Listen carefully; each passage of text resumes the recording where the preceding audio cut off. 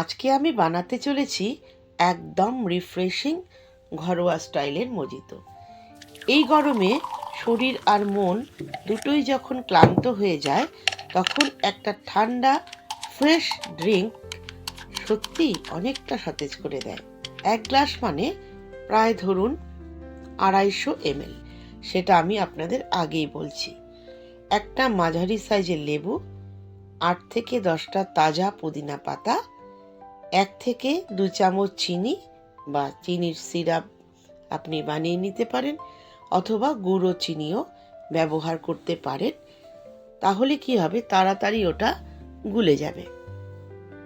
1 চিমটে কালো নুন, অর্ধেক গ্লাস বরফ কুচি, প্রায় 50 থেকে 60 ml ঠান্ডা জল আপনি ব্যবহার করতে পারেন।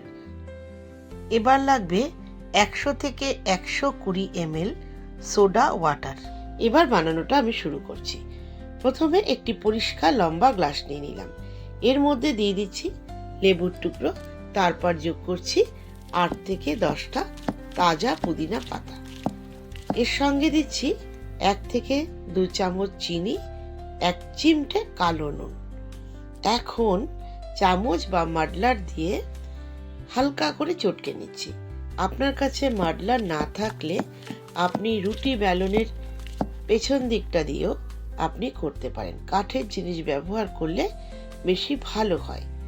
খেয়াল রাখবেন, খুব বেশি জোরে কিন্তু চটকাবেন না, তাহলে লেবুর রসটা একটা তিতো ভাব এসে যাবে।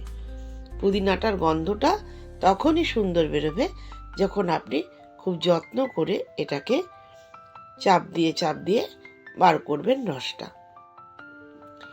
এই ধাপটা আসলে মজিতোর আসল ফ্লেভারটাকেই তৈরি করে। এবারে গ্লাসের অর্ধেক পর্যন্ত বরফ কুচি দিয়ে দিচ্ছি। বরফ দিলে ড্রিঙ্কসটা শুধু ঠান্ডাই হয় না, ফ্রেশ একটা লুকও আসে।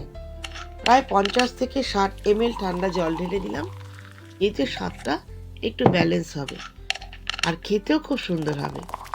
সবশেষে আস্তে আস্তে 100 থেকে 120 ml সোডা ওয়াটার ঢেলে গ্লাসটা ভরে নিচ্ছি। সোডা ঢালার সময় খুব ধীরে ধীরে ঢালবেন, না হলে আবার উপচে যাবে না, আপনার ড্রিঙ্কসটা তাহলে পড়ে গিয়ে নষ্ট হবে।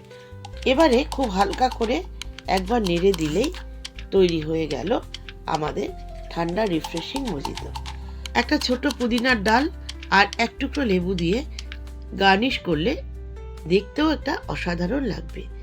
এভাবেই খুব সহজে বাড়ির উপকরণ দিয়ে তৈরি হয়ে গেল একদম পারফেক্ট একটা মজিতো। গরমের বিরুদ্ধে একদম একটা ঠান্ডা চ্যালেঞ্জ। তাহলে আজকে এই পর্যন্ত।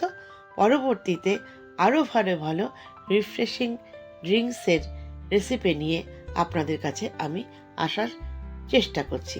আমার ভিডিওটি ভালো লাগলে একটু লাইক, কমেন্ট এবং শেয়ারের মাধ্যমে আমাকে আপনারা উৎসাহিত করবেন।